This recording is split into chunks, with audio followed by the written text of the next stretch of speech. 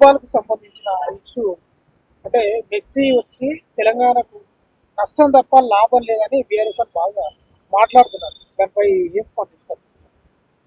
అంటే నష్టం ఎట్లా జరిగిందో చెప్పాలి ఫస్ట్. బీఆర్ఎస్ వాళ్ళు ఉత్తర విమర్శిస్తే కాదు కదా. ప్రభుత్వం 100 కోట్లు పెట్టి ఈవెంట్ పెట్టింది, ఏం ఒరిగింది అనేది ప్రధానంగా ప్రశ్న. మొదటి స్పష్టత, ఇది ప్రభుత్వం చేసినటువంటి కార్యక్రమం కాదు, ఇది ప్రైవేట్ కార్యక్రమము, ప్రైవేట్ వాళ్ళు చేసినటువంటి కార్యక్రమము. ప్రభుత్వం అంటే మనందరం పన్నులు కడితే ఆ పన్నులని ఖర్చు చేసినటువంటి కార్యక్రమం కాదు. నేను మళ్ళీ కూడా చెప్తా ఉన్నా. అయితే ఈ ప్రైవేటు కార్యక్రమంలో ప్రపంచ ఫుట్బాల్ దిగ్గజమైనటువంటి మెస్సీని వాళ్ళు ఆ ప్రైవేటు ఆర్గనైజర్స్ ఎవరైతే ఉంటారో ఇక్కడ మాత్రమే కాదు, వాళ్ళు మనకంటే ముంగట కోల్కతా అయినా లేకపోతే ఇక్కడ హైదరాబాద్ అయినా మహారాష్ట్ర అయినా ఢిల్లీ అయినా దేశ పర్యటనలో భాగంగా ఈ ఈవెంట్ జరిగినాయి.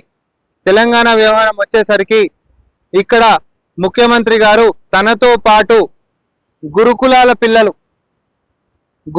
పిల్లలని తన యొక్క టీంలో పెట్టుకొని, మన టీం పేరు సింగరేణి, ప్రైవేట్ వాళ్ళు ఇప్పుడు సింగరేణి కాకపోతే ఇంకోరైనా ప్రైవేట్ వాళ్ళు కూడా ఆడుకునేటోళ్ళు. సో దాంట్లో మన పాత్ర ఉండాలి, తెలంగాణ ఉండాలి, తెలంగాణ యొక్క ఖ్యాతి చెప్పుకునేటటువంటి అవకాశం ఉండాలని ఎవరైనా ప్రయత్నం చేస్తారు. కాబట్టి ఈ పిల్లల ఫోటోలు చూపించండి, ఇలా పేర్లు కూడా కావాలంటే చెప్తా. ఎందుకు బీఆర్ఎస్ వాళ్ళు కేవలం ముఖ్యమంత్రి గారి మనమడు అని చెప్పి మాట్లాడుతున్నారో నాకు అర్థమవుతలేదు. కానీ అదే ముఖ్యమంత్రి గారితో పాటు మరి గురుకులాల్లో ఉంటున్నటువంటి పిల్లలు కూడా అదే మెస్సీతో అదే మైదానంలో ఆయన టీంలో ఆడుతున్నప్పుడు ఇది సమానత్వానికి సందేశం లెక్కనే చూసేటటువంటి అవకాశం ఉన్నప్పటికీ, ఆదర్శంగా మనం మాట్లాడుకునేటటువంటి దానికి అవకాశం ఉన్నప్పటికీ దీన్ని భూతద్దంలో పెట్టి మరి బూతులు ఎందుకు బీఆర్ఎస్ పార్టీ బీజేపీలు ఎత్తుకుతున్నాయో వాళ్ళు జవాబులు చెప్పాలి. అంటే గతంలో ముఖ్యమంత్రి గారి అంటే కేసీఆర్ గారి మనమని కూడా కాంగ్రెస్ పార్టీ వాళ్ళు అదే రకంగా విమర్శించారని వాళ్ళ వాదన. ఇప్పుడు వచ్చిన ఆటలో కూడా రేవంత్ రెడ్డి మనమని కూడా తీసుకొచ్చారు, ఎందుకు విమర్శలు చేయలేకపోతున్నారు కాంగ్రెస్ వాళ్ళు? ఇప్పుడు ఒకటే వ్యవహారం. నేనైతే ఇప్పుడు మీ ఇద్దరికి ఒకటి చెప్పిన, దినేష్, తరుణ్, వాళ్ళిద్దరు పేర్లు కూడా నేను చెప్తా ఉన్నా. ఇప్పుడు మన ముఖ్యమంత్రి గారి టీంలో ఆడినటువంటి వాళ్ళు, ముఖ్యమంత్రి గారి సింగరేణి టీంలో ఆడినటువంటి వాళ్ళు, దినేష్ అయినా తరుణ్ అయినా వీళ్ళందరూ ఏది గురుకులాలకించి వచ్చి ఆడినటువంటి పిల్లలు. గతంలో భద్రాచలంలో సీతారాముల వారి కళ్యాణం అప్పుడు ఎప్పుడు కూడా ఆచారం ఏంటిది అని అంటే, అధికారికంగా రాష్ట్ర ముఖ్యమంత్రి వర్యులు సతీ సమేతంగా వచ్చి తలంబ్రాలిచ్చుడు అనేటటువంటిది ఒక సాంప్రదాయం ఉండే. కేసీఆర్ కాయల అధికారం అనేటటువంటి అహంకారం ఎంత ఎక్కింది అని అంటే, పెళ్లి కానీ చిన్నపిల్లవాడు అయినటువంటి హిమాంశు ఆయన మన్మన్ తోటి తలంబ్రాలు పంపించుడు అనేటటువంటిది హిందువుల యొక్క మన యొక్క సెంటిమెంట్స్ ని దెబ్బతీసే దాని విధంగా మనం చూసాం. ఎందుకంటే అది అధికారికంగా చేసేటటువంటిది ముఖ్యమంత్రి మాత్రమే సతీ సమేతంగా చేసేటటువంటి కార్యక్రమం ఉండే. దేవునికి తలంబ్రాలు ఎవరిస్తారు? దంపతులు వచ్చి ఇస్తారు. అసొంటిది మన్మన్ తోటి పంపించినప్పుడు అది కాంట్రవర్సీ అయింది. అవును, ప్రతిపక్షంలో ఉన్నప్పుడు మేము కూడా అన్నాం, ముఖ్యమంత్రి వర్యులు ఈరోజు రేవంత్ రెడ్డి గారు ఆ రోజు ప్రతిపక్షం నుండి అన్నారు, అధికారికంగా ముఖ్యమంత్రి చేసే కార్యక్రమాన్ని మన్మని పంపించినప్పుడు బరాబర్ అంటారు. ఇది అధికారికమైనటువంటి ఈవెంట్ కాదు, ఇది ప్రైవేట్ ఈవెంట్. అని ఇంకొకటి, ఇక్కడ ముఖ్యమంత్రి గారు మనవడు ఆడలేదు, కనిపించిండు. ఇంకోటి అంటా ఉన్నా, కనిపించిన ముఖ్యమంత్రి గారు స్వయంగా ఆడిన మిగతా తెలంగాణ బిడ్డలైనటువంటి వాళ్ళని కూడా టీంలో తీసుకొని సమానత్వాన్ని ఈరోజు చాటి చెప్పేటటువంటి విధంగా ఈరోజు మెస్సీ తోటి కలిసి ఆడినటువంటి దాన్ని మనమందరం కూడా గర్వంగా చెప్పుకోవాల్సినటువంటి విషయాన్ని ముఖ్యమంత్రి గారు మనమడు కనిపించిండు అని భూతద్దంలో బూతులు ఎత్తికేటటువంటి దుశ్చర్యకి బీజేపీ బీఆర్ఎస్ ఎందుకు పాల్పడుతున్నాయో దీనికి సమాధానం చెప్పాలి. ముఖ్యమంత్రి మనవాడిని దగ్గరుండి ఫోటో తీయించడం, లేకపోతే ఆడించడం చేసిన ముఖ్యమంత్రి టీంలోనే ఆడిరు కదా, కలిసి మెస్సీ తోటి ఆడిండ్రు కదా, కలిసి ట్రోఫీ తీసుకుంటారు కదా. ఒకటే నేను చెప్తా ఉన్నా, మనము మన యొక్క ఆలోచన వంకర ఉంటే ఏదైనా తప్పులు ఎత్తుకోవచ్చు.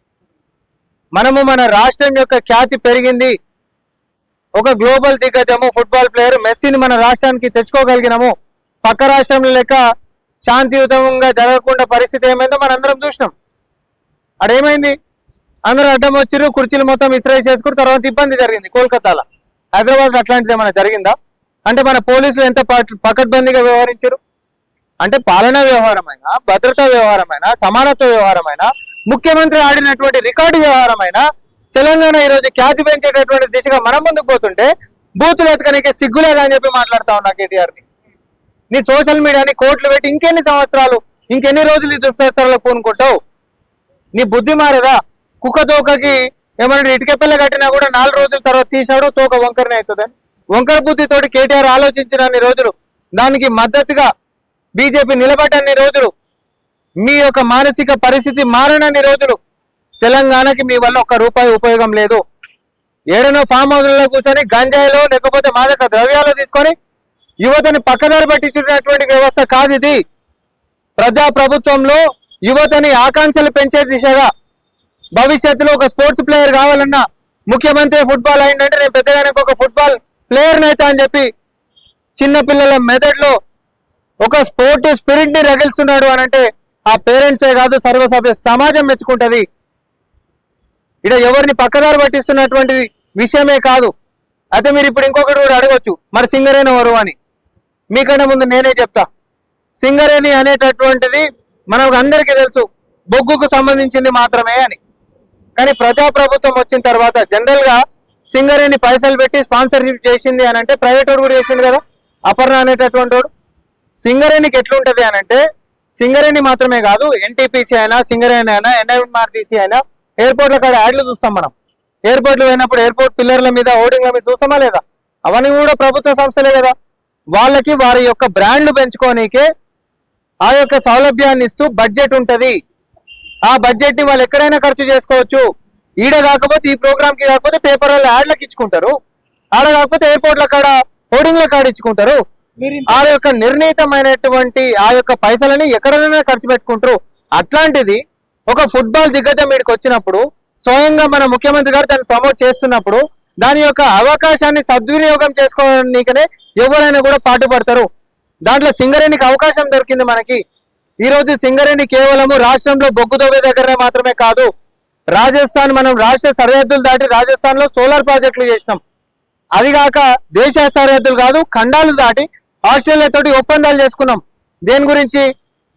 రేర్ ఖనిజాల గురించి. అర్జెంటీనాకు సంబంధించినటువంటి మెస్సీ వచ్చిండు, భవిష్యత్తులో ఎంఓయు అర్జెంటీనాతో కూడా సింగరేణి చేసుకోబోతుంది. నేను అధికారికంగా చెప్తా ఉన్నా. అదే సింగరేణి ఎంప్లాయీస్ బయటకు వచ్చి మాట్లాడడం జరిగింది. మాకు ఇచ్చే జీతాలతోటి మీరు ఎట్లా ఖర్చు చేస్తారని చెప్పేసి అడగడం జరిగింది.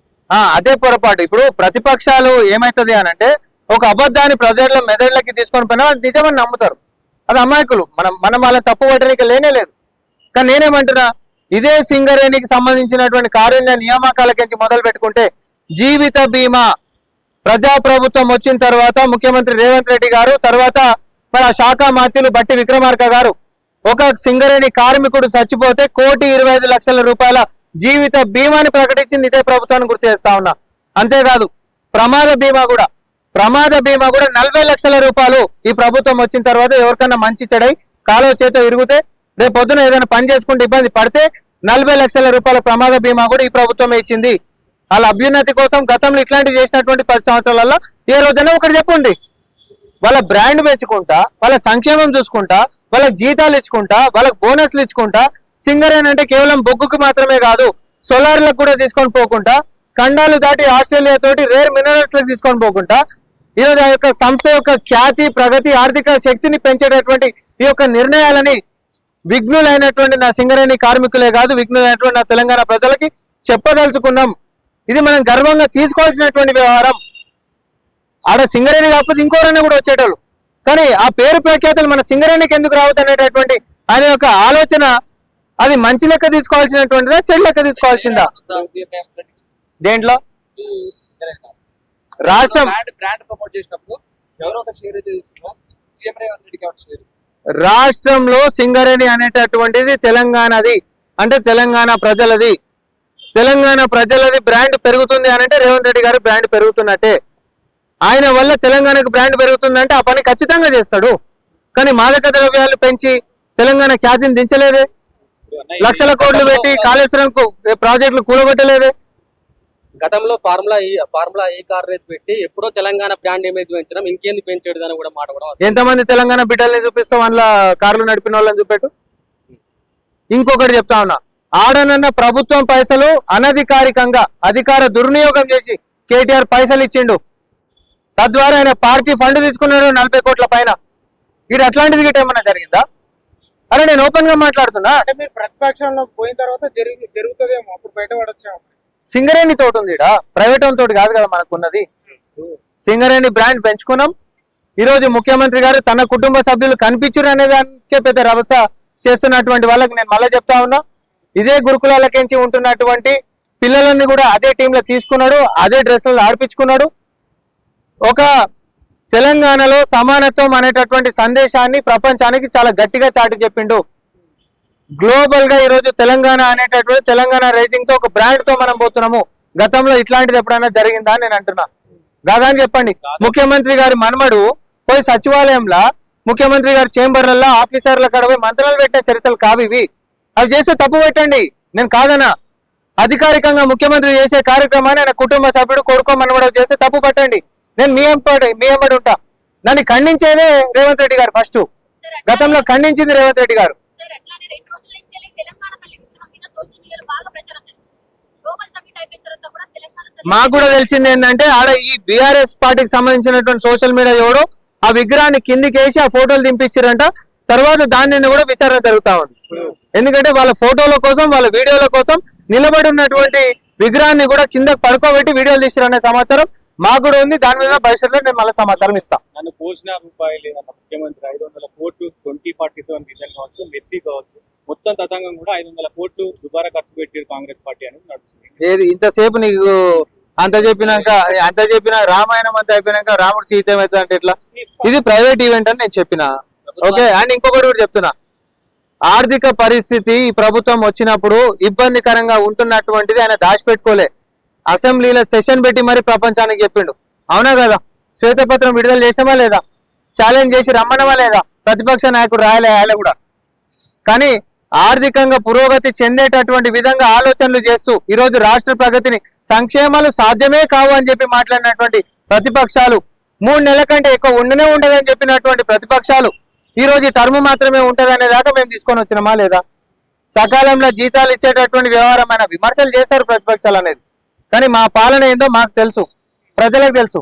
కాబట్టి ఈ రోజు గ్రామ పంచాయతీ ఎన్నికలలో కూడా రికార్డు స్థాయిలో ఈ రోజు కాంగ్రెస్ పార్టీ బలపరిచినటువంటి అభ్యర్థులు గెలిచిర్రు. ప్రజలు మన్ననలు పొందుకుంటా ఆడబిడ్డల సంరక్షణ దగ్గరికించి సంక్షేమాలైనా, ప్రగతి పదంలో అయినా, నగరాభివృద్ధి అయినా, ప్రకృతి పర్యావరణ పర్యవేక్షణ అయినా అన్నిట్లలో కూడా ఈరోజు తెలంగాణ రైజింగ్ అనేటటువంటిది మనం ఇంకొకరికి స్ఫూర్తిదాయకంగానే ఈ యొక్క రాష్ట్రం నిలబెట్టింది తప్ప తలకాయ దించుకునేటటువంటి విధంగా పాలన ఎక్కడ లేదని మళ్ళీ కూడా నేను గట్టిగా చెప్పగలుగుతాను. స్థానిక సంస్థల ఎన్నికలకు సంబంధించి బీఆర్ఎస్ కేటీఆర్ చెప్తున్న పరిస్థితి వ్యతిరేకత స్టార్ట్ అయింది. బ్రహ్మాండంగా మాకు కూడా సీట్లు వస్తాయంటే ఎవడన్నా బ్రదర్ ఇంతమంది ఉన్నారు మీరు 10 గతంలో వాళ్ళకి 8 మార్కులు వచ్చినుండే. నేను సింపుల్ గా అందరికి అర్థమయ్యేటట్టు చెప్తున్నా. గతంలో వాళ్ళకి 10కి 8 మార్కులు వచ్చిండే గ్రామ పంచాయతీ ఎన్నికలలో అని అనుకుందాం. అట్లాంటిది రోజు 2 మార్కులు వస్తే కూడా మాకు 0 రాలేదు, సెలబ్రేట్ చేసుకుందాం అనేటటువంటి దుస్థితికి బీఆర్ఎస్ పార్టీ వెళ్ళిపోయింది అని అంటే 20% వచ్చినటువంటి దాన్ని కూడా మా పార్టీ ప్రభంజనం లెక్క పనిచేసింది అని అనుకుంటే, ఒకప్పుడు ఏం లేనటువంటి కాంగ్రెస్ పార్టీ రికార్డు స్థాయిలో గెలిచినందుకు మనం మేమైతే సంబరాలు చేసుకోవాలి. కానీ టెన్షన్ పడకూరి. నేను ఇంకోటి కూడా చెప్తున్నా, కేటీఆర్ చేతికి బీఆర్ఎస్ పార్టీ ఇచ్చినందుకు వచ్చే ఎన్నికల కల్ని పార్టీని మొత్తం పండుకోబెట్టేటట్టుండని చెప్పి అయ్యే బయటికి వెళ్తున్నాడు. 19 తారీఖుల మీటింగ్ అందుకనే ఉన్నట్టు. అక్కడక్కడ మీ ఎమ్మెల్యేలు బెదిరిస్తున్నారు కదా ప్రజలు. ఎక్కడెక్కడ వాళ్ళ వాదన మీ ఎమ్మెల్యేలు బెదిరిస్తున్నారని చెప్పి. ఇక ప్రతిభ- ఎవరికి భయపడకండి.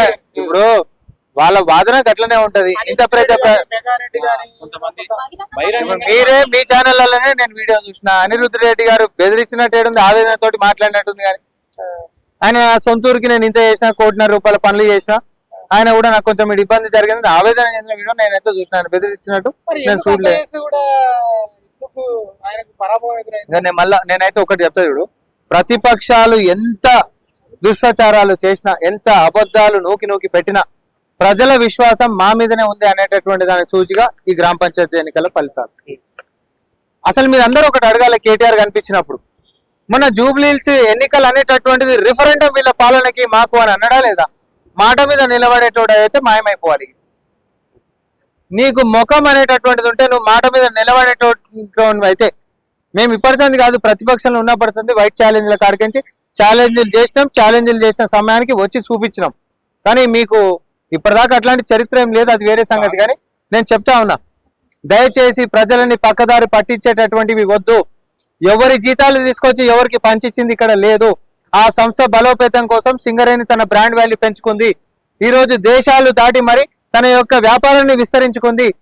దానికి అన్ని రకాలుగా కూడా ప్రభుత్వం నుంచి సహకారం అందించడమే కాదు, ముందుండి ముఖ్యమంత్రి రేవంత్ రెడ్డి గారైనా ఆ శాఖ మంత్రులు బట్టి విక్రమార్క గారైనా ఎనలేని కృషి చేస్తా ఉన్నారు. సర్పంచ్ ఎలక్షన్స్ కూడా ముఖ్యమంత్రి రేవంత్ రెడ్డి గారు మాట్లాడుతున్నారంటే ప్రభుత్వం ఎంత విఫలమైందో అర్థమైందని కేటీఆర్ గారు చెప్పారు. గడిలలో కూర్చునేటోడు, జనాలకు ఎప్పుడు కలిసేటటువంటి అలవాటు లేనోడు గా భాష మాట్లాడతాడు.